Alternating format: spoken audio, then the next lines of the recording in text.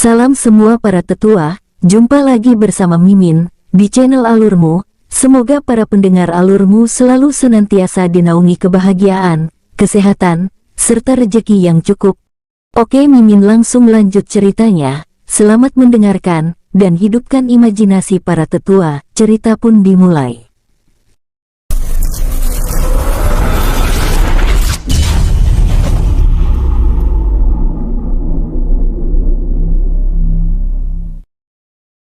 Inilah tingkatan kekuatan setengah dewa. Prajurit Dewa Perunggu 1-5 tingkatan. Begitu juga dengan tingkatan Prajurit Dewa Emas, Kesatria Dewa Perunggu, Kesatria Dewa Emas, Jenderal Dewa Perunggu, Jenderal Dewa Emas, Jenderal Dewa Berlian. Dan untuk tingkatan Panglima Dewa Perunggu, itu dibagi 1-3. Begitupun Panglima Dewa Emas, Panglima Dewa Berlian. Untuk setiap bintang, memiliki tingkatan awal, menengah, akhir, puncak. Dan benar juga, jika saudara tulung mati, ada kemungkinan Bayan mati atau terluka. Berarti ada kemungkinan Bayan masih hidup dan saat ini sedang melarikan diri atau diculik. Semua para bawahan Bayan langsung menebak-nebak apa yang terjadi dengan Bayan. Hanya Decang yang langsung sedikit jawaban dari pikirannya. Tuan muda saat ini dijemput dengan paksa oleh seorang ahli yang cukup kuat, dapat terlihat dari amarah saudara Tu saat aku datang. Tidak mungkin saudara Tu semarah ini dan juga kebetulan saudara Tu mengenali siapa orang yang menculik tuan muda, kata Decang tiba-tiba. Seketika Hei Niu langsung menatap tajam ke arah Fu Chen. Kau pasti mengetahui ini bukan? Tidak ada yang mengejar kami sampai ke sini jika bukan dia, kata Hei Niu kini bersiap menyerang Fu Chen. Apakah kau tidak bisa menggunakan kepala dingin saudara Niu? Walaupun ia tahu, ia juga tidak bisa berbuat apa-apa, berpikir untuk berkhianat juga tidak bisa. Jika ia berpikir sampai ke sana kau tahu ia pasti akan bagaimana. Karena di tubuhnya masih terpasang segel budak dari tuan muda, kata Bodong. Saat mendengar kata segel budak, semua orang langsung cerah. Tunggu dulu, kita bisa melihat di mana lokasi tuan muda melalui segel budak, kata Decang bahagia. Tapi saat mereka akan melakukannya, sebuah teriakan datang dari kamar yang tidak jauh dari tempat mereka berkumpul. Aku sudah bilang tunggu 3 hari, jika tuan muda belum kembali juga, baru kita akan mencarinya.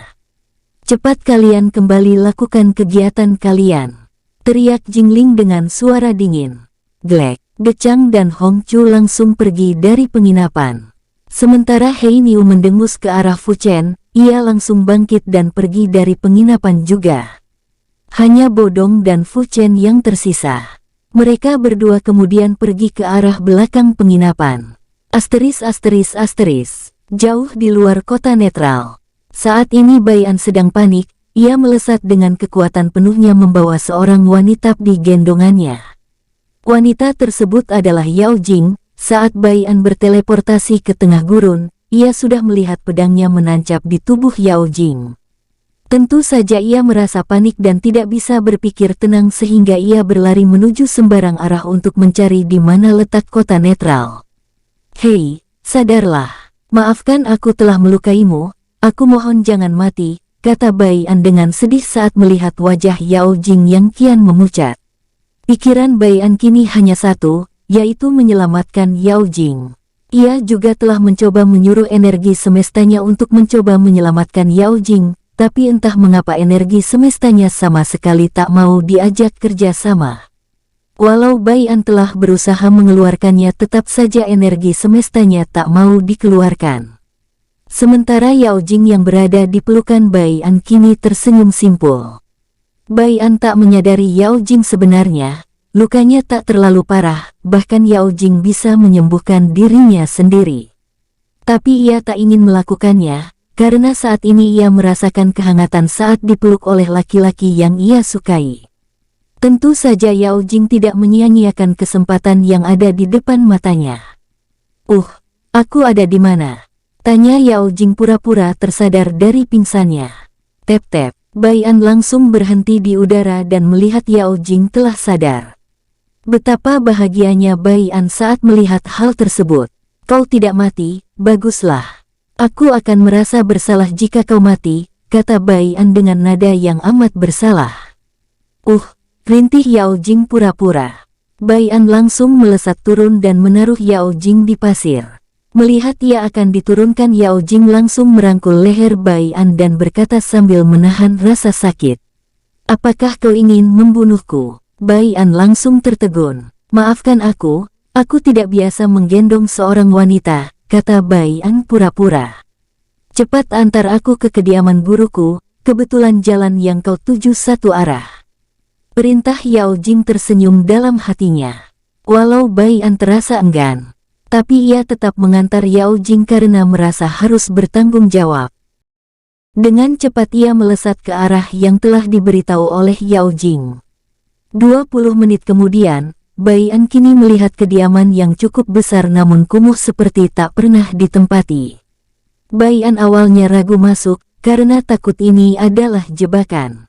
Tapi saat ia mengedarkan kesadarannya, Bai An menyadari hanya ada satu pria tua di dalam sana sedang bermeditasi. Pria tua yang sedang bermeditasi langsung membuka matanya dan terlihat air mata keluar dari kelopak matanya. Pangeran, akhirnya Anda telah datang. Aku telah lama menunggu saat-saat seperti ini, gumam pria tua tersebut.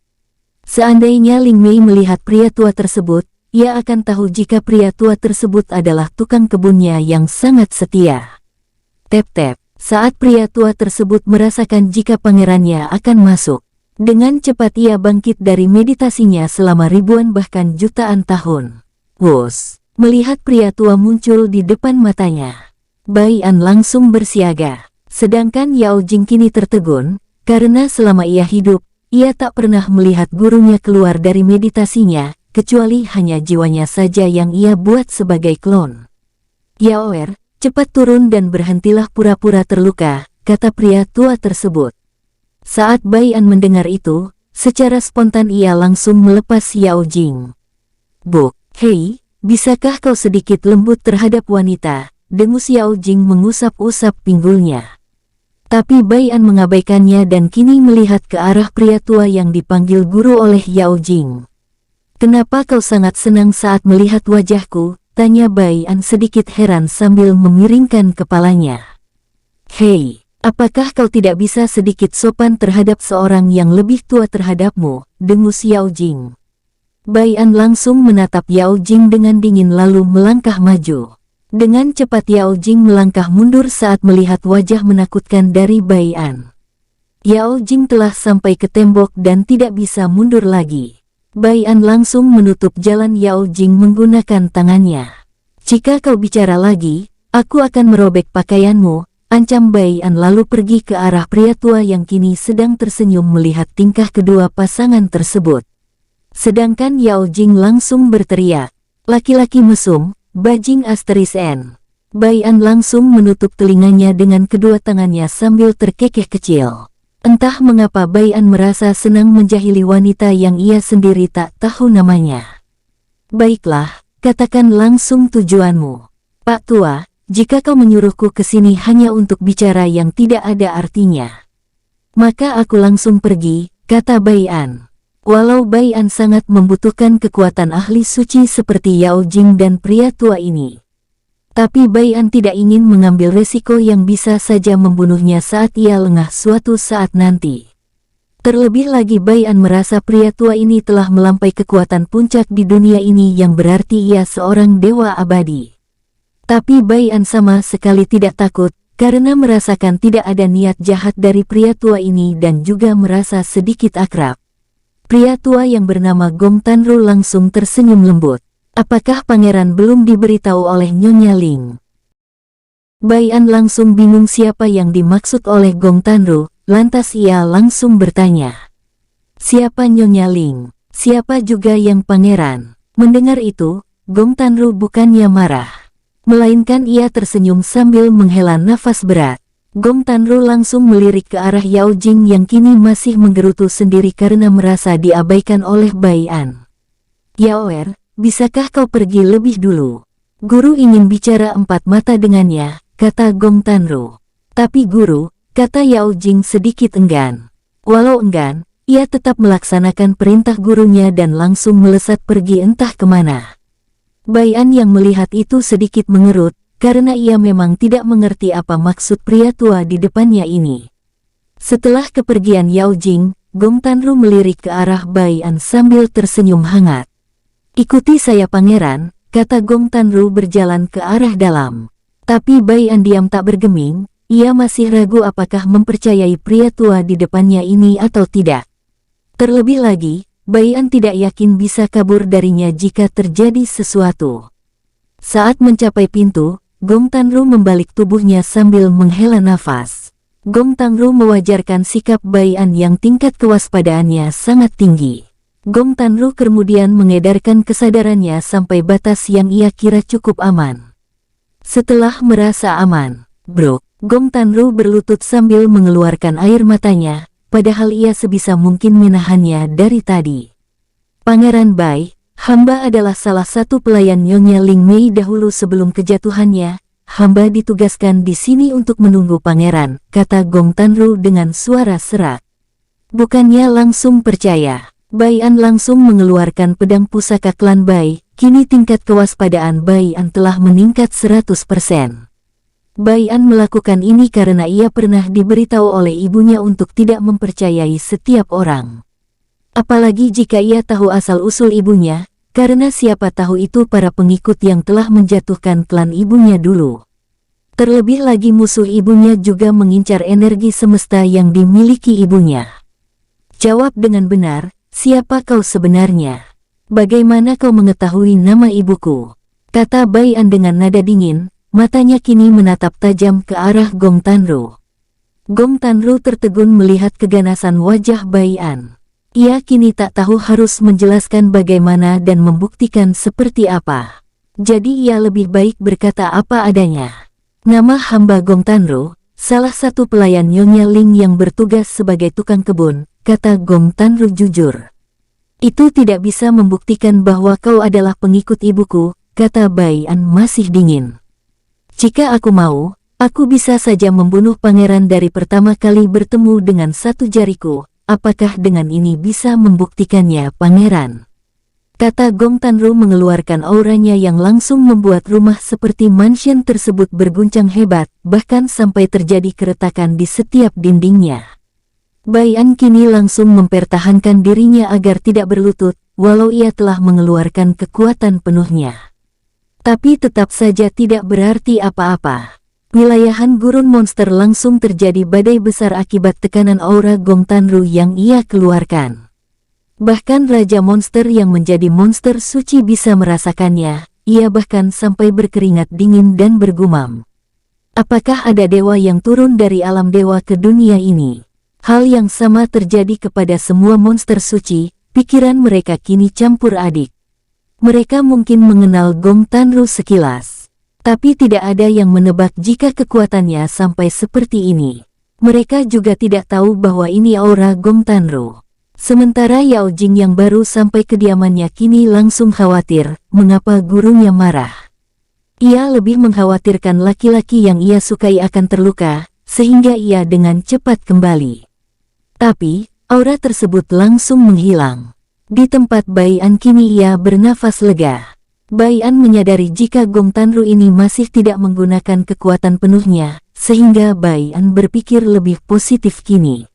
Saat Bai An berusaha berdiri tegak, Gong Tanru kini jatuh berlulut lagi dan berkata, "Maafkan pelayan ini pangeran, karena dengan tidak sopan menekan Anda, pelayan ini akan menerima hukuman apapun dari Anda.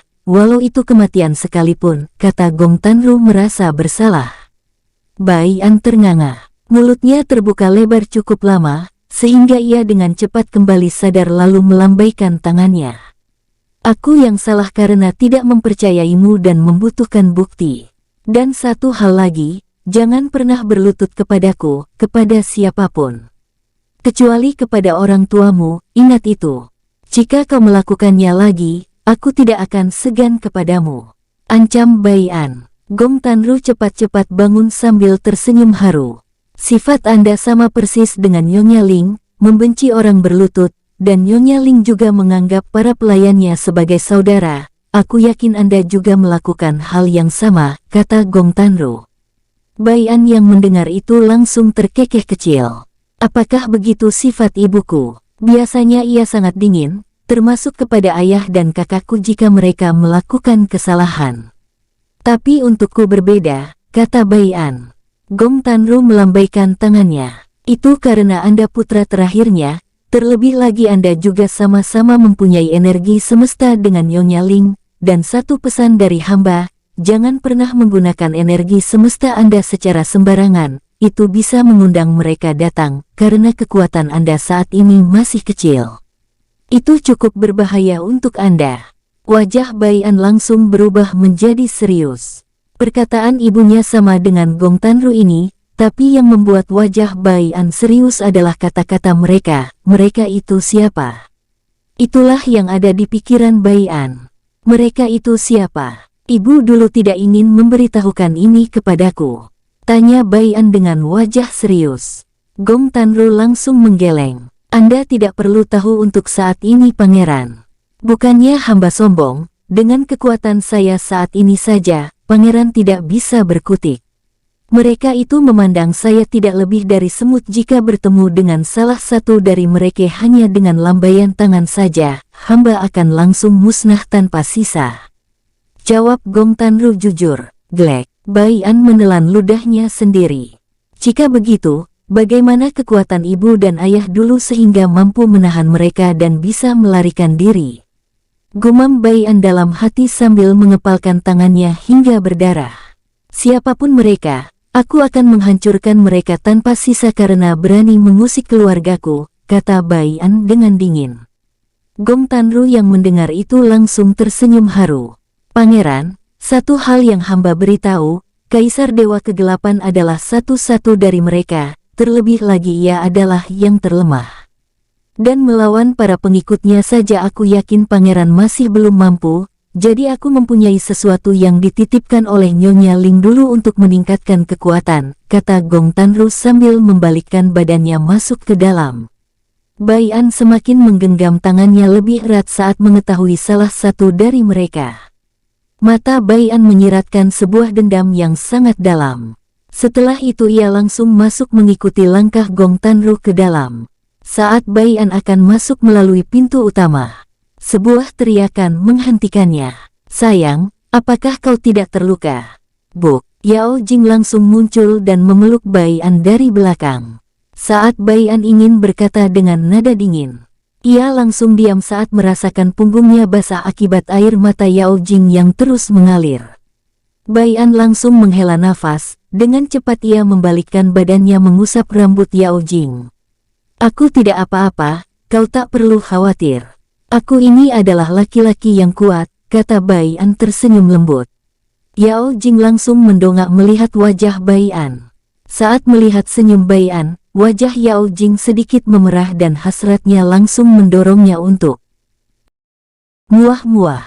Dengan cepat Yao Jing mencium bibir manis Bai An. Bai An yang dicium kini tertegun, matanya langsung melotot.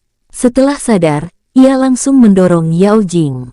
Kau, tunjuk Bai An lalu membalikkan badannya pergi. Melihat Bai An pergi dengan wajah memerah, Yao Jing terkekeh kecil dan tidak mengejarnya. Aku akan terus mengejarmu, 1000 cara alasanmu menolakku. 1.000.000 cara juga aku akan membuatmu menjadi pasanganku kelak, gumam Yao Jing kini bertekad. Tak lama kemudian ia sadar dari lamunannya, wajah Yao Jing langsung memerah merona, asap langsung keluar dari kepalanya. Apa yang telah aku lakukan, ini memalukan, kata Yao Jing kemudian melesat pergi entah kemana. Sedangkan Gong Tanru kini tersenyum di balik kegelapan. Kau harus berjuang lebih keras Yaoer, karena aku yakin pangeran tidak mempunyai satu pasangan saja, gumam Gong Tanru kemudian menghilang. Tep-tep, langkah Bai An kini semakin cepat, pikirannya tak karuan. Bagaimana caraku nanti menjelaskannya kepada Xiaer? Aku pasti akan dikuliti hidup-hidup. Gumam Bai An terlihat pasrah akan apa yang akan dilakukan Xiaer nanti jika tahu akan hal ini. Saat Bai An mengangkat kepalanya, tak sadar ia kini terpana melihat ruangan tersebut. Sungguh indah, gumam Bai An melihat dekorasi ruangan ini sangat bersih, berbeda jauh jika dilihat dari luar. Tuan muda, silahkan ikuti saya, kata Gong Tanru kini muncul dan langsung berjalan ke salah satu pintu paling besar. Bai An langsung berjalan tanpa menjawab saat melihat Gong Tanru menuntunnya. Ceklek, Gong Tanru langsung membuka pintu tersebut. Angin langsung menerpa wajah Bai An. Energi yang sangat kuat, ini bukanlah ki biasa, kata Bai An langsung menebak. Benar pangeran, ini adalah ki dewa yang sempat aku bawa dulu dan aku segel di dalam ruang dan waktu ini. Aku sudah menunggu saat-saat kedatangan pangeran sejak lama. Mohon pangeran masuk dan seraplah semua ki dewa ini, aku yakin akan meningkatkan kekuatan pangeran, terlebih lagi di dalam ada jutaan kristal berlian yang energi di dalamnya energi ki dewa juga, kata Gong Tanru menjelaskan. Wajah Bai An seketika berseri-seri saat mendengarnya. Benarkan ini semua untukku, terus jika aku menyerapnya butuh berapa lama? Tanya Bai An dengan semangat dan terlihat ada jejak keserakahan di matanya saat mendengar kristal berlian. Tentu Bai An akan menggunakan setengah dan mengambil setengahnya untuk diberikan kepada para bawahan dan saudaranya. Ia tak mungkin meningkatkan kekuatannya seorang diri saja, sekuat-kuatnya dirinya, tanpa bantuan para saudara dan bawahannya, ia tak akan bisa sampai seperti ini. Benar. Aku bahkan menunggu ratusan ribu tahun kedatangan pangeran, dan untuk menyerap semuanya membutuhkan waktu kurang lebih 100 tahun, karena saat ini kekuatan pangeran masih sangat lemah, hanya berada di tingkat jenderal Dewa Bintang 5 puncak, walau di dunia ini tingkat kekuatan seperti itu sangatlah kuat bagi orang awam. Tapi bagi mereka yang menjadi musuh pangeran, kekuatan pangeran hanyalah setitik debu, jawab Gong Tanru. Glek. Bagaimana mungkin aku menyerap ini dalam waktu 1 tahun, kata Bai An cemberut. Apakah pangeran tidak mendengar perkataan pertama saya? Kata Gong Tanru bertanya sambil tersenyum. Bai An langsung merenung, tak lama kemudian ia mengangkat kepalanya dengan wajah semakin berseri-seri. Ruangan ini adalah sebuah ruang dan waktu, yang berarti jika aku berlatih di sana, waktunya jauh lebih cepat, kata Bai An bersemangat. Benar, perbedaan waktunya cukup jauh juga, itu memudahkan pangeran untuk mempersingkat waktu, tapi ruangan ini digunakan hanya sekali dan 1 orang, jadi gunakanlah baik-baik. Setelah Anda menggunakannya, ruangan ini akan hancur dengan sendirinya. Wajah Bai An langsung muram, saat mendengar hanya sekali pakai, awalnya ia berniat memanggil semua bawahannya untuk berkultivasi di dalam ruangan ini juga. Tapi saat mendengar perkataan Gong Tanru, baiklah. Terus 1 hari di sini perbandingannya dengan ruang dan waktu ini berapa? Tanya Bai An. 1 hari di sini, sama dengan 100 tahun di dalam sana, jadi gunakan dengan baik, bila perlu Anda juga harus menyerap kristal berlian yang ada di dalam juga, itu membutuhkan jauh lebih lama dari ki dewa tersebut, jawab Gong Tanru. Bai An langsung mengangguk. Baiklah, aku akan masuk, saat aku keluar. Aku pasti tidak akan mengecewakanmu yang telah memberikan aku sumber daya berharga ini, kata Bai An dengan sorot mata yang tajam dan tegas. Gong Tanru langsung tersenyum. Aku yakin pangeran tidak akan mengecewakan, aku akan menunggu Anda di sini, jadi masuklah, kata Gong Tanru. Tanpa menjawab, Bai An langsung melesat masuk. Wus. Saat Bai An masuk, ia merasa ada sebuah penghalang di pintu tadi, walau sangat tipis. Bai An dapat merasakannya jika itu sebuah formasi untuk menyegel ki dewa ini agar tidak menyebar keluar. Pandangan Bai An langsung mengarah ke sebuah harta karun yang sangat berharga bagi dirinya, para saudara dan bawahannya. Apakah ini kristal berlian? Warnanya seperti pelangi, sungguh indah. Gumam Bai An melihat sebuah kristal pelangi sebesar 2 genggam kepalan tangan Bai An. Tanpa menunggu waktu lama, Bai An langsung melambaikan tangannya. Cincin penyimpanan kosong dengan jumlah ratusan langsung keluar. Bai An langsung menggerakkan tangannya, cincin tersebut langsung melayang. Tak lama Bai An memejamkan matanya. Wus, setengah dari ratusan gunung kristal berlian itu langsung lenyap. Bai An membuka matanya dengan seringai lebar. Bai An langsung menghirup nafas secara perlahan untuk menghirup ki dewa di sekitarnya. Menyegarkan, gumam Bai An langsung duduk berposisi lotus. Bai An langsung masuk ke dalam lautan energinya. Ia kini tercengang melihat energi birunya dengan ganas menyerap energi dewa tersebut. Bahkan lautan energi Bai An kini berganti warna dari putih menjadi keemasan. Bai An pernah melihat energi keemasan ini saat Musiaer masih berada di dalam jiwanya. Bai An tersenyum lalu memejamkan matanya berusaha membantu energi semestanya. Bai An kini menyerap beberapa puluh kristal berlian. Saat Bai An menyerapnya, sebuah energi yang sangat besar langsung membanjiri dantiannya. Tapi dengan cepat energi semestanya melahap energi dewa yang berasal dari kristal berlian tersebut dengan rakus. Hal tersebut terus berlanjut. Bam! Terdengar suara ledakan di dalam tubuh Bai An. Entah berapa lama Bai An telah berkultivasi, hanya Bai An sendiri yang mengetahuinya. Sementara di kota netral, kini hari telah berganti menjadi pagi. Beberapa orang geger saat mendengar acara lelang akan diundur selama 3 hari karena alasan menunggu para ahli suci datang lebih banyak. Beberapa ahli suci yang telah datang tentu tidak akan menerima hal tersebut dan mempertanyakan alasan yang tidak jelas itu kepada Decang. Decang pun langsung menjawab dengan santai. Jika kalian memiliki uang cukup, aku yakin kalian akan mendapatkan 1 atau 2 botol, karena aku mempunyai cukup banyak stok arak legendaris, dan tidak mungkin juga aku seorang pembisnis akan menghilangkan kesempatan emas ini bukan? Para ahli yang mengerti langsung pergi dengan wajah semangat. Tentu mereka mengerti jika Decang ingin menjual lebih banyak araknya, dan juga mereka sadar tidak mungkin membeli semua arak tersebut walau dengan semua harta yang selama ini mereka simpan. Jadi tentu mereka pergi dengan wajah senang, karena yakin bisa membeli 1 atau 2 arak legendaris. Setelah kepergian mereka, Decang langsung menghela nafas bahagia. Ia kemudian melesat ke arah penginapan malam, saat mendapat pesan jika Tulong telah bangun. Beberapa menit kemudian Decang sampai di depan pintu penginapan malam. Tep-tep, saat Decang melihat semua orang telah berkumpul, termasuk 2 bersaudara yang pernah menjadi pengawalnya kini telah menjadi saudara.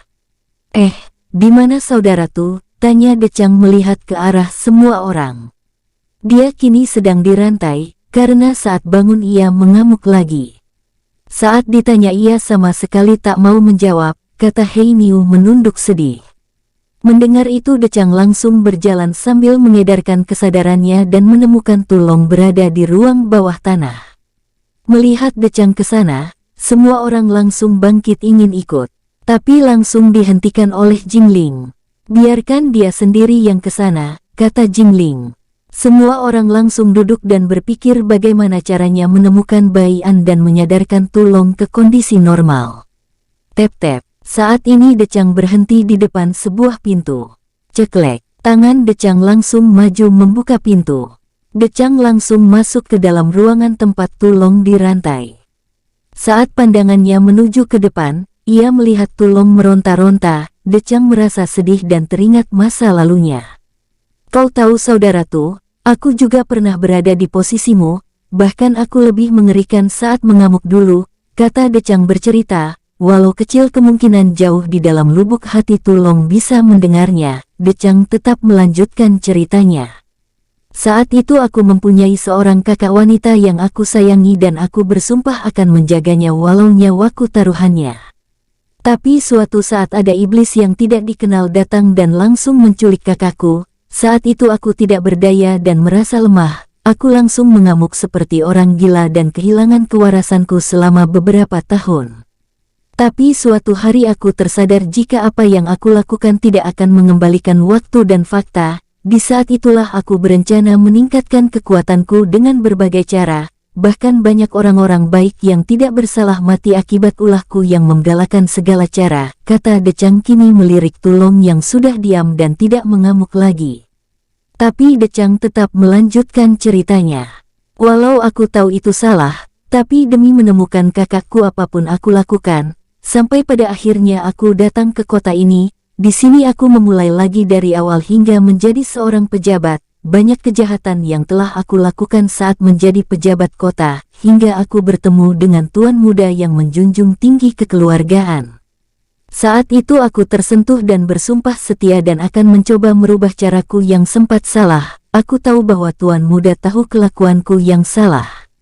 Tapi ia tetap menerimaku dengan terbuka, bahkan kalian pun menerimaku dengan terbuka. Saat itulah betapa pentingnya arti sebuah keluarga. Decang mengeluarkan air matanya saat menceritakan kisahnya. Lalu menambahkan, aku sangat memahami yang kau alami karena kita mengalami hal yang sama. Jangan pernah menanggung beban seorang diri, kita tidak boleh berpikir jika dengan mengamuk tuan muda bisa kembali. Berpikirlah lebih jernih, bagaimana cara kita bersama, sekeluarga bisa menemukan tuan muda, karena dari setiap suara saudara kita itu sangatlah penting, walau kita sekeluarga pasti ada perselisihan, tapi dengan persisihan itu juga membuat kita semakin bersatu. Tulong yang dirantai kini menangis, tidak hanya dia saja. Semua orang di balik pintu ikut menangis, hanya Jingling saja yang tersenyum, tapi di balik senyumnya itu, matanya sedikit berkaca-kaca menahan agar ia tidak menangis. Kau benar saudara De, apa yang kulakukan ini salah. Seharusnya aku berpikir jernih dan memikirkan bagaimana cara menemukan wanita sialan itu, kata Tulong menyiratkan kebencian yang sangat dalam. Fu Chen yang ikut menangis hanya bisa menghela nafas, ia tidak tahu mau memihak siapa. Tapi yang pasti ia tetap akan bersama keluarganya ini yang bisa menganggap dirinya ada. Walau saat ia menjadi pelayan di keluarga Yao Jing dulu, Yao Jing sering membela bahkan menjaganya. Tapi tidak setiap saat ia dijaga, saat Yao Jing pergi, ia sangat sering ditindas oleh sesama komandan dari keluarga Yao Jing. Saat mengingat hal tersebut Fu Chen hanya bisa menghela nafas panjang. Tep-tep, benar, kita keluarga. Tidak boleh menanggung beban seorang diri, kita harus bersatu. Teriak Hei Niu keluar dari persembunyiannya. Hong Chu, dua iblis bersaudara, Bodong, Fu Chen dan Jingling juga ikut keluar. Setelah itu mereka melepaskan rantai yang mengekang Tulong. Tak lama, mereka kemudian naik bersama ke atas. Tep-tep, setelah duduk bersama dan berencana berdiskusi apa langkah yang akan dilakukan selanjutnya. Setelah cukup lama berdiskusi, mereka semua sepakat menunggu selama 2 hari lagi sebelum acara lelang dimulai. Karena Jingling sangat yakin jika Bai An akan datang sebelum lelang dimulai. Mereka pun bubar kembali ke tempat masing-masing.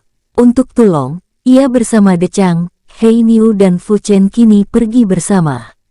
Karena Tulong sempat membahas tentang perkumpulan gelap, rencananya mereka juga akan memata-matai perkumpulan gelap terlebih dahulu menggunakan beberapa anak buah Decang yang cukup terlatih di bidang informasi.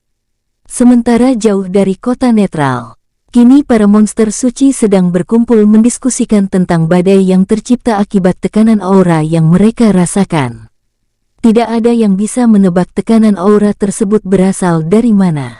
Karena tekanan aura tersebut hanya mereka rasakan selama 3 detik. Tapi tetap saja cukup mengerikan bagi mereka walau 3 detik. Bagaimana jika kita mencari dewa tersebut? Ini mungkin adalah kesempatan bagi kita, jika kita membujuknya berada di pihak kita, kata salah satu monster suci berkepala serigala. Itu tidak gampang, jika ia merasa tersinggung.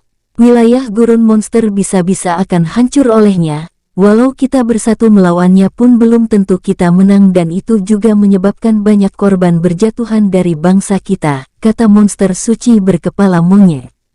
Heh, kita ini bangsa monster, kenapa harus takut? Mati ya mati saja, kita mati karena kita menang. Jika menang ya karena kita kuat.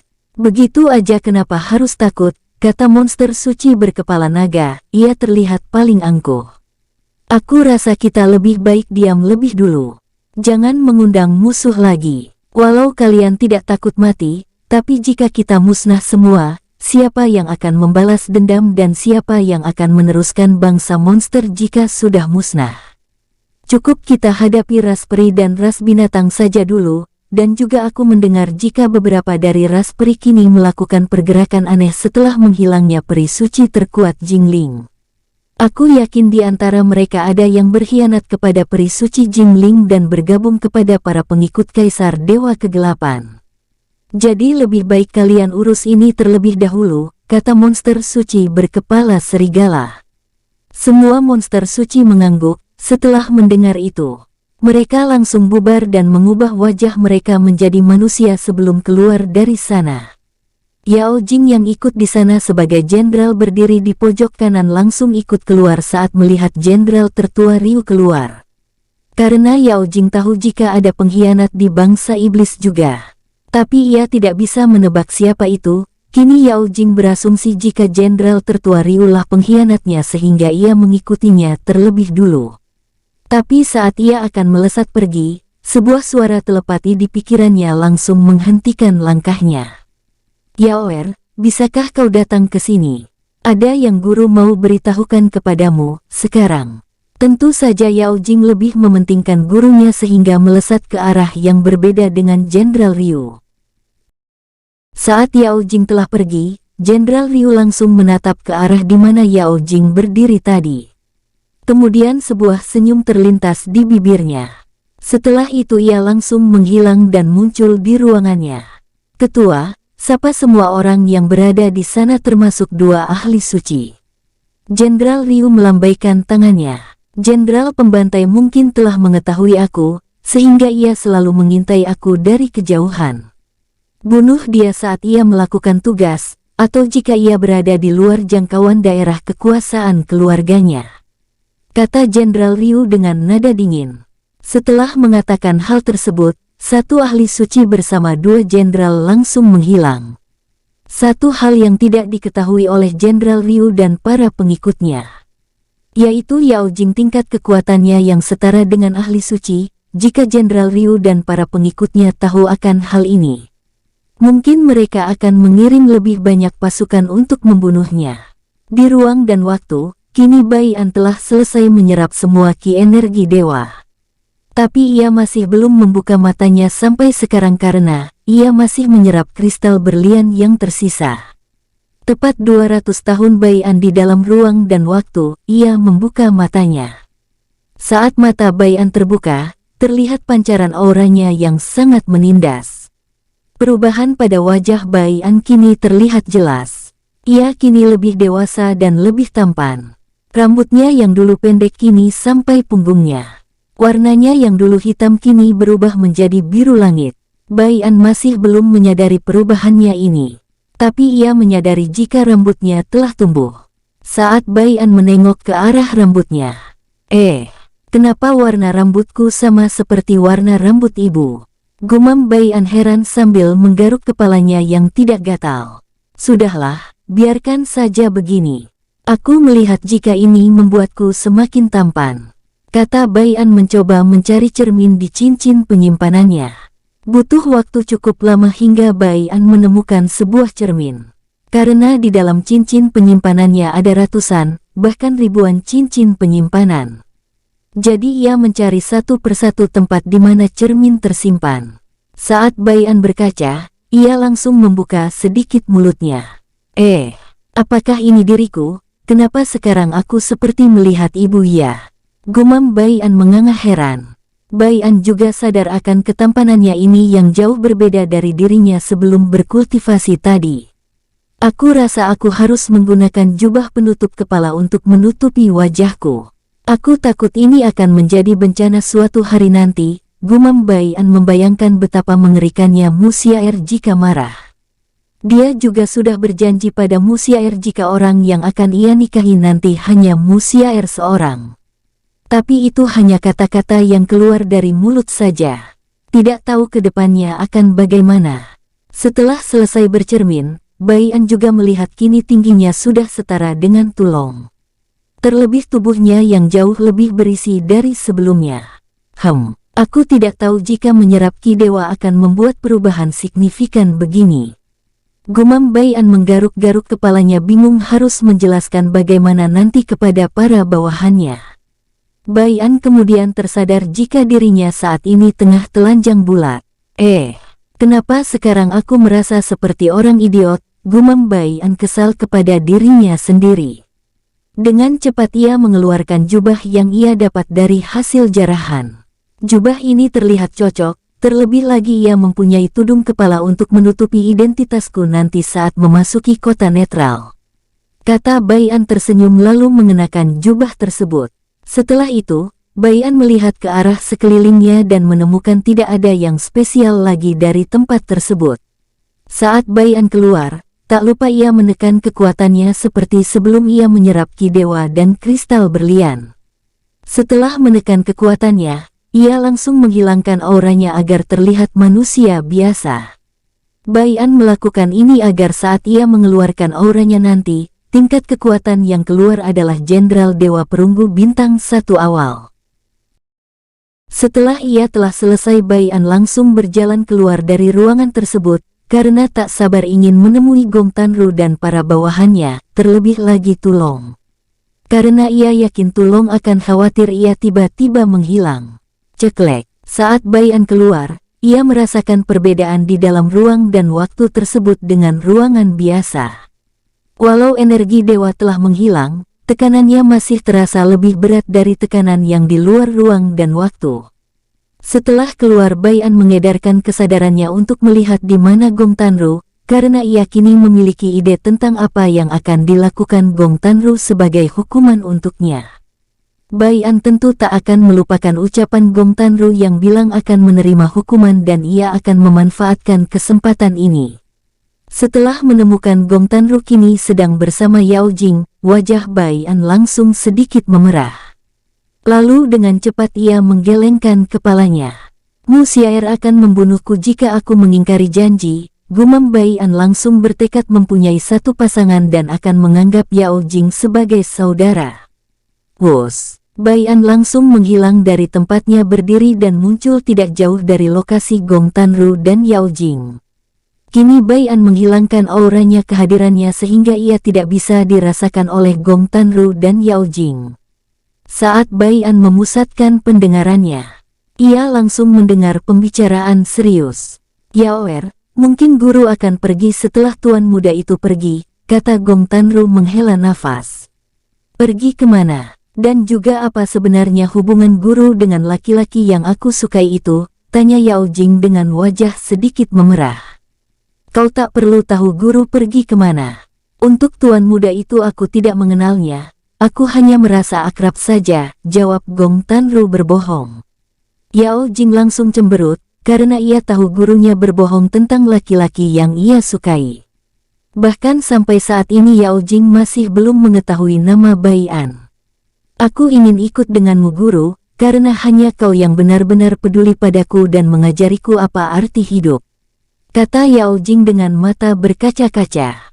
Gong Tanru langsung menggeleng sambil mengusap rambut Yao Jing. Tugasmu belum selesai dari guru, selesaikan dulu tugas dari guru. Guru yakin kau bisa mengungkap identitas siapa Jenderal Ryu sebenarnya kepada dunia, saat itu telah terjadi. Guru sendiri yang akan mengabarimu, kata Gong Tanru tersenyum lembut. Kenapa tidak langsung bunuh saja guru, aku yakin mampu membunuhnya, tanya Yao Jing heran. Dia juga menyembunyikan kekuatannya dan juga kau tidak mampu melawannya karena ia mempunyai banyak kartu as di balik jubahnya. Cukup kau ungkap saja identitasnya, setelah itu biarkan guru yang atur sisanya. Dan sekarang kau boleh pergi, kata Gong Tanru. Walau enggan Yao Jing tetap mengangguk dan melesat pergi. Saat Yao Jing telah pergi, Bai An langsung keluar dari persembunyiannya. Siapa Jenderal Ryu itu kakek Gong? Tanya Bai An. Gong Tanru langsung membalikkan badannya dan tersenyum. Dia salah satu pengikut Kaisar Dewa Kematian, dan dia adalah ketua yang ditugaskan di dunia ini, jawab Gong Tanru. Wajah Bai An seketika berubah, penutup kepalanya seketika terbuka dan memperlihatkan wajah Bai An. Gong Tanru seketika tertegun saat melihat wajah Bai An. Tubuhnya bergetar keras karena wajahnya itu mengingatkan ia pada Ling Mei dan seseorang yang kini terlihat seperti Bai An adalah kembarannya. Kamu kenapa Paman Gong? Tanya Bai An heran, setelah amarahnya mereda. Tidak apa-apa pangeran, dengan cepat dan sedikit gugup Gong Tanru langsung menjawab, lalu menambahkan. Pangeran jangan memanggilku paman. Suatu kehormatan jika pangeran memanggil langsung nama hamba. Mendengar itu, tentu Bai'an tidak langsung percaya. Tapi ia tidak ingin memperpanjangnya karena setiap orang mempunyai pribadi masing-masing yang tidak harus diketahui orang lain. Bai'an kemudian melambaikan tangannya. Tidak, aku tetap memanggilmu paman. Karena kau pelayan ibuku dan juga kau jangan memanggilku sebutan pangeran di depan orang lain walaupun itu para bawahanku. Oh, ya aku lupa memberitahu sesuatu, kamu mungkin pasti akan mengikutiku karena aku mendengar pembicaraanmu. Dan sebagai hukuman karena telah menekanku beberapa waktu lalu. Mulai saat ini kamu menjadi bayang-bayangku dan jangan pernah keluar tanpa seizin dariku, kata Bai'an. Gong Tanru langsung mengangguk dengan semangat, karena sudah tugasnya adalah melindungi pangeran dari saat ia datang ke dunia ini. Setelah itu, Bai'an merobek ruang. Dengan santai ia melambaikan tangannya lalu melihat ke arah Gong Tanru. Ayo masuk paman, ajak Bai'an. Wus. Setelah keduanya masuk celah dimensi yang dirobek Bai'an. Bai'an muncul tidak jauh dari kota netral. Setelah itu mereka langsung melesat pergi ke arah kota netral. Kebetulan hari sudah menjelang pagi, saat ini Bai'an melihat jika matahari akan terbit. Tep-tep, saat sampai, Bai'an melihat gerbang kota terbuka dengan santai ia berjalan sendiri dan Gong Tanru kini berada di balik bayang-bayang Bai'an. Karena kekuatannya yang tinggi, tidak ada orang yang mampu melihat maupun merasakan kehadirannya kecuali Bai'an. Berhenti. Apakah kau punya token kota? Jika tidak, kau tidak boleh melewati pintu ini, kata penjaga kota dengan sopan. Bai'an langsung memberikan token biasa. Setelah melihat token berwarna perunggu, penjaga kota langsung mempersilahkan Bai'an masuk. Setelah masuk, Bai'an dengan santai berjalan, tidak ada yang mencurigainya saat menggunakan jubah bertudung. Itu karena banyak sekali orang-orang yang sengaja menutupi identitas mereka dan pihak kota juga tidak mempermasalahkannya. Maka dari itu penjaga kota tadi tidak menyuruh Bai'an membuka penutup kepalanya. Saat Bai'an berjalan, ia kini melihat kota netral ini jauh lebih ramai dari yang biasanya. Apakah lelang telah diundur untuk menunggu kedatanganku? Gumam Bai'an berpikir sebentar. Lebih baik aku tidak langsung menemui mereka dan mencari beberapa informasi lebih dulu, gumam Bai'an sekali lagi, kemudian mencari sebuah kedai.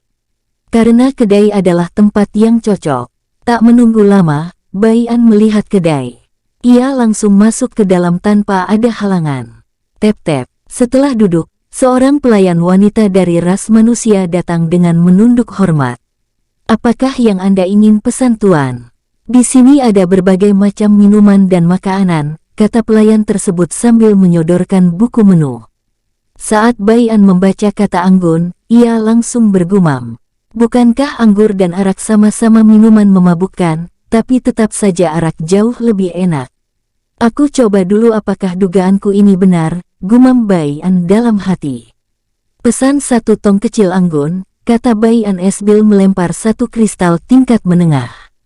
Sisanya ambil untukmu, T. Terima kasih tuan, kata pelayan tersebut dengan wajah berseri-seri. Dengan cepat ia berlari ke arah belakang. Tak lama ia kembali lagi dengan membawa nampan tong kecil berisi anggur. Ini tuan, apakah Anda tidak ingin memesan makanan? Tanya pelayan tersebut penuh harap. Bai'an yang melihat itu mengangguk. Bawakan makan terbaik yang kedai ini punya, sekalian suruh pemilik kedai ini ke sini, perintah Bai'an. Walau ragu, pelayan tersebut tetap mengangguk lalu pergi lagi. Setelah kepergian pelayan tersebut, Gong Tanru yang dari tadi di sana ikut menyimak langsung berkata, Anda sama dengan nyonya yaitu berhati mulia. Selalu membantu orang yang tertindas. Tapi saya sarankan membantu seseorang harus melihat dulu asal-usulnya. Saya takut itu bisa menjadi, kata-kata Gong Tanru langsung terhenti saat Bai'an mengangkat tangannya. Aku tahu apa yang aku lakukan, aku pernah diberitahu oleh ibu tentang ini. Tapi kau tidak perlu khawatir paman. Aku tidak melakukan segala sesuatu secara gratis, kata Bai'an tersenyum licik. Glek, saat melihat Bai'an tersenyum, Entah mengapa ia merasa tidak enak. Sungguh pangeran sama persis seperti ayahnya yang penuh dengan trik. Kecerdasan pangeran mungkin telah melampaui ayahnya, gumam Gong Tanru dalam hati. Mungkin Bai An tidak mengetahui jika ayahnya Bai Chen dulu adalah raja penipu, bahkan Ling Mei yang jauh lebih kuat dari Bai Chen bisa ditundukkan dengan cara licik dan tipu muslihat. Hingga kini pun Ling Mei tetap tunduk kepada Bai Chen. Ling Mei benar-benar telah jatuh ke dalam pelukan Bai Chen. Dan dengan otaknya yang cerdas itulah Bai Chen bisa membawa Ling Mei melarikan diri dari kejaran musuh, walau harus mengorbankan banyak nyawa termasuk ayah Bai Chen, yaitu Bai Luan. Kembali ke Bai An, ia kini melirik ke arah pelayan dan seorang iblis laki-laki yang terlihat cukup baik menurut Bai An. Apakah ada yang bisa saya bantu tuan? Saya adalah pemilik kedai ini, kata iblis tersebut dengan sopan. Bai An mengangguk. Sungguh kesopanan yang sangat jarang terjadi, biasanya iblis sangat angkuh dan sombong, apalagi iblis murni, gumam Bai An dalam hati. Apakah kau ingin menukar pelayanmu itu dengan beberapa kristal tingkat tinggi? Jika iya langsung saja, karena aku melihat jika kedaimu ini sungguh sepi. Mungkin jika dengan bantuanku kediamu bisa lebih berkembang, kata Bai An. Mendengar itu, pemilik kedai itu langsung ragu. Memang kedainya kini mulai sepi karena banyak sekali kedai dan restoran baru di sekitar sini, bahkan makanan dan minuman di sana jauh lebih murah dibanding kedainya yang kecil ini. Sementara pelayan tersebut langsung mundur. Ia telah menjadi budak selama beberapa tahun dan sering disiksa saat di kandang. Saat pemilik kedai ini membelinya, ia bisa hidup lebih baik. Bahkan perlakuan pemilik kedai ini terhadap dirinya sangatlah baik. Maaf saya harus menolak, karena ia adalah pelayan yang jujur. Sangat sulit didapat, kata pemilik kedai menunduk hormat. Bai An melambaikan tangannya. Jawaban yang aku tunggu-tunggu dari tadi, kau cocok menjadi pengikutku, ambillah ini dan kembangkan kedai ini hingga menjadi lebih besar dan terkenal. Kata Bai An dengan santai melempar 10 kristal emas. Tapi dalam hatinya kini Bai An tertawa terbahak-bahak. Pemilik kedai langsung bergetar keras saat melihat kristal emas tersebut. Ia ingin menolak karena tidak mengenal siapa orang di depannya, tapi kata hatinya menyuruh untuk menurut. Tapi apakah Anda tidak membuat saya jadi budak? Atau memeras saya terlalu tinggi seperti hasil penjualannya harus diserahkan semua kepada Anda? Tanya pemilik kedai memastikan. Tidak perlu. Anggap saja kita bekerja sama dan kau bisa mempercayaiku, kau bisa serahkan 30% hasil penjualan tiap bulannya kepadaku, 70% untukmu dan para pelayanmu. Ingat kau harus jujur dalam mengupah mereka, walau mereka budak yang kau beli, kata Bai An dengan tegas. Anda tidak perlu khawatir tuan, saya juga memiliki hati, walau saya iblis, saya tidak bisa selalu menindas orang sembarangan. Karena mereka juga ingin hidup nyaman, kata pemilik kedai dengan hormat. Sementara orang-orang yang makan dan minum kini bingung dengan apa yang dibicarakan oleh pemilik kedai dan Bai An. Itu karena Gong Tanru telah memasang sebuah formasi hening di sekitar Bai An agar tidak ada yang bisa mendengarnya kecuali pemilik kedai dan pelayan tersebut. Bai An mengangguk santai dan bertanya, "Siapa namamu? Nanti aku akan mengirim orang ke sini. Jika kau membutuhkan bantuanku kau bisa menghubungi orang yang aku kirim ke sini, sekaligus orang yang aku kirim akan menjaga kedai sebagai pelayan di sini." Nama saya Bohong tuan, dan ini Ziyu, kata Bohong dengan hormat. Wajah Bai An seketika memerah karena menahan tawa. Ia sebisa mungkin untuk tidak tertawa karena akan menyinggung iblis tua di depannya ini. Baiklah Bohong, aku ingin bertanya. Apakah lelang arak legendaris diundur atau telah selesai? Mendengar pertanyaan Bai An, dengan cepat Bohong menjawab. Benar tuan, lelang kemarin telah diundur selama 3 hari, entah apa yang terjadi. Tapi alasan lelang diundur karena sedang menunggu para ahli suci, pedagang kaya, dan para bangsawan dari ras-ras tertentu datang, dan acara lelang akan diadakan hari ini saat malam hari. Mendengar itu, Bai An langsung bertanya, di mana acara lelangnya akan diadakan? Acara lelang akan diadakan di toko lelang Naga dan Phoenix. Toko mereka juga tidak hanya melelang arak legendaris saja, melainkan beberapa barang yang cukup langka. Jika Tuan ingin mendaftar untuk mengikuti acara lelang, saya bisa membantu Anda mendapatkan kursi biasa paling depan, karena di sana ada saudara saya yang bekerja sebagai pelayan toko lelang Naga dan Phoenix. Jawab Bo Hong sambil menawarkan bantuan. Tapi Bai An langsung menggelengkan kepalanya dan melirik ke arah wanita yang menjadi pelayan tersebut. Aku akan meminjam pelayanmu selama aku mengikuti acara lelang, apakah boleh? Tanya Bai An dengan santai. Bo Hong tidak langsung menjawab, melainkan ia melirik ke arah Ziyu. Tapi Ziyu tetap diam karena itu bukan haknya yang menolak, melainkan majikannya. Bo Dong langsung bertanya dengan sedikit hati-hati. Apakah Ziyu bisa Anda kembalikan dengan selamat setelah acara lelang selesai? Bai An langsung tersenyum hangat. Tentu saja aku membawanya dan mengembalikannya dalam keadaan yang sama. Kau memegang janjiku ini, kata Bai An dengan serius. Mendengar itu Bo Hong langsung memutuskan akan memberikan Ziyu kepada Bai An. Ia kemudian mengalihkan pandangan ke arah Ziyu dan berkata, baik-baiklah saat bersama Tuan. Aku akan kembali bekerja lebih dulu. Bo Hong langsung pergi setelah melihat Ziyu mengangguk dengan patuh. Ziyu kemudian berjalan lalu berdiri di belakang Bai An. Tapi, dengan cepat Bai An melambaikan tangannya sembari berkata, duduklah, ini perintah. Dengan ragu-ragu Ziyu duduk sambil menundukkan kepalanya. Tuan, apa yang bisa saya lakukan untuk Anda? Tanya Ziyu. Kau bisa makan ayam panggang yang kau bawa ini, kebetulan aku sudah makan tadi di luar dan sekarang masih kenyang. Mendengar ucapan Bai An, Ziyu langsung mengangguk dan dengan sopan memakan ayam panggang tersebut. Walau ia lapar dan jarang memakan ayam panggang, ia tetap harus menunjukkan sopan santunnya di depan tuan sementaranya ini. Bai An langsung tersenyum melihat cara Ziyu yang elegan saat makan. Itu membuktikan bahwa ia dulu dari kalangan bangsawan yang telah jatuh, seandainya tubuhnya dibersihkan. Kecantikan pada Ziyu akan terlihat sepenuhnya. Setelah makan dan mendapatkan informasi yang ia inginkan tadi, Bai An langsung pamit pergi bersama Ziyu, tak lupa Bo Hong ikut mengantar kepergian Bai An. Setelah cukup lama berjalan, Bai An langsung menemukan penginapan yang cukup sederhana.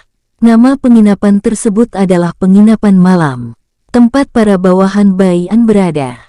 Tep-tep, sebelum berkata, Bai An langsung mengubah suara aslinya menjadi seorang pria tua. Permisi, apakah benar di sini penginapan? Kata Bai An dari depan pintu dengan suara pria yang terdengar sepuh. Tak menunggu lama Bo Dong langsung muncul di depan pintu. Benar Tuan, apa yang bisa saya bantu?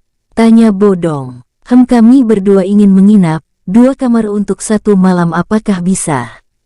Tanya Bai An sambil. Tentu, silahkan masuk, ajak Bo Dong. Tep-tep, setelah mereka masuk, Ziyu langsung mendekat ke arah Bai An karena takut saat melihat Tulong yang wajahnya semakin menyeramkan, karena luka-luka di wajahnya sampai saat ini tidak sembuh. Dan Bai An yang melihat itu tahu apa alasan Tulong tidak menyembuhkan lukanya.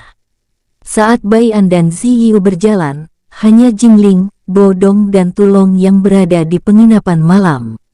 Kemana yang lain? Gumam Bai An dalam hati. Setelah mencapai meja pelayanan, Bo Dong langsung memberikan sambil berkata, 2 kristal tingkat rendah untuk 2 kamar selama 1 hari. Bai An langsung memberikan 2 kristal tingkat rendah. Setelah itu, Bai An langsung jalan yang dituntun oleh Bo Dong menuju kamarnya. Tak lupa Ziyu selalu mengikuti dari belakang. Saat Bai An dan Jingling berpapasan, Bai An sempat tersenyum. Hal itu dapat dirasakan oleh Jingling, walau kekuatannya kini tidak ada, tapi instingnya mengatakan jika pria tua tersebut adalah Bai An. Jingling juga merasakan aura samar-samar pria tua lainnya yang bersembunyi di bayang-bayang pria tua tersebut atau bisa disebut Bai An. Tep-tep, setelah sampai kamar yang ditunjukkan, Bai An melirik Ziyu. Kau bisa beristirahat untuk saat ini. Nanti saat menjelang malam aku akan memanggilmu, kata Bai An. Tapi Tuan, aku takut dengan monster tadi, ia sangat menyeramkan, kata Ziyu.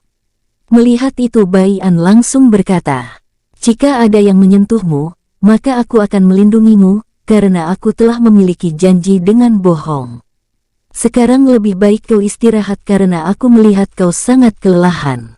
Ziyu langsung mengangguk patuh dan masuk ke kamarnya. Setelah melihat Ziyu masuk, Bai An juga masuk ke kamarnya. Walau aku sering ke penginapan ini dalam beberapa waktu lalu, tapi baru sekarang aku melihat kamar di lantai atas ini, gumam Bai An lalu berjalan santai. Rencananya Bai An akan menunggu acara lelang akan dimulai, ia akan keluar dan mengikutinya nanti. Jadi kini ia hanya duduk santai sambil tersenyum memiringkan kepalanya. Di luar kamar Bai An, kini Jingling dan Tulong tidak jauh dari depan pintu kamar Bai An. Tulong langsung mendengus-dengus, setelah itu ia menggeleng. Aku tidak dapat mencium bau tuan muda, yang aku cium hanya bau kakek-kakek bau tanah, kata Tulong sedikit berwajah jelek, sehingga menampilkan dirinya semakin jelek. Tapi aku yakin tadi aku merasa itu tuan muda, aku sampai sekarang masih ingat senyumannya itu menyiratkan sesuatu, kata Jingling dengan bingung. Sudahlah saudari Jing, kau terlalu merindukan tuan muda sehingga kakek-kakek bau tanah kau anggap tuan muda, kata Tulong sembari tersenyum mengejek. Daripada kau mengamuk dengan tidak jelas seperti orang idiot, kata Jingling langsung membuat Tulong diam 1000 bahasa.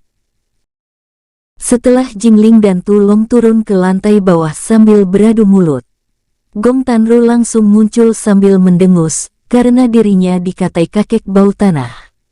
Untung kau bawahan pangeran, jika tidak muka babimu itu akan kubuat semakin jelek, kata Gong Tanru kemudian menghilang lagi. Waktu berlalu dengan cepat, ceklek. Bai An tiba-tiba membuka pintu lalu berjalan ke kamar sebelah. Tok-tok, tak menunggu lama, Ziyu langsung keluar dengan pakaian yang tadi. Melihat itu, Bai An berencana membelikan beberapa pakaian, tapi waktu tidak memungkinkan. Karena ia kini harus ke pelelangan naga dan Phoenix. Ayo kita harus cepat, karena acara lelang akan dimulai, kata Bai An. Ziyu langsung mengangguk dengan cepat. Mereka kemudian berjalan turun menuju lantai bawah. Saat Bai An turun, ia hanya melihat Bodong saja dan Fu Chen saja yang berada di sana. Dengan cepat Bai An memberitahu maksudnya keluar dari kamar, hanya untuk jalan-jalan. Bodong langsung memberikan izin keluar. Tep-tep, setelah cukup lama mencari letak di mana acara lelang diadakan atau toko lelang naga dan Phoenix, kini Bai An dan Ziyu melihat banyak sekali antrian saat ingin memasuki pelelangan.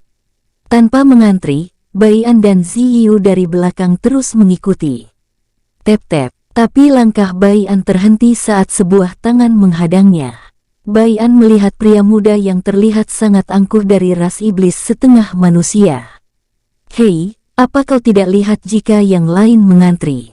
Dan kau yang baru datang langsung maju memotong antrian, kata pria muda tersebut dengan angkuh sambil tersenyum licik. Bai An langsung tersenyum di balik tudungnya. Terus, apa masalahmu jika aku langsung menerobos? Dasar bodoh, kata Bai An langsung berjalan lagi ke arah penjaga lelang. Tapi dengan angkuh pria muda tersebut langsung menyerang Bai An dari belakang. Brak, pedang pria muda tersebut langsung hancur saat mengenai punggung Bai An. Bai An langsung membalikkan badannya, dan melihat pria muda yang tadi angkuh kini berjalan mundur. Bai An langsung melambaikan tangannya. Slas! Kedua tangan pria muda tersebut langsung terpotong. Bai An langsung berkata dengan dingin.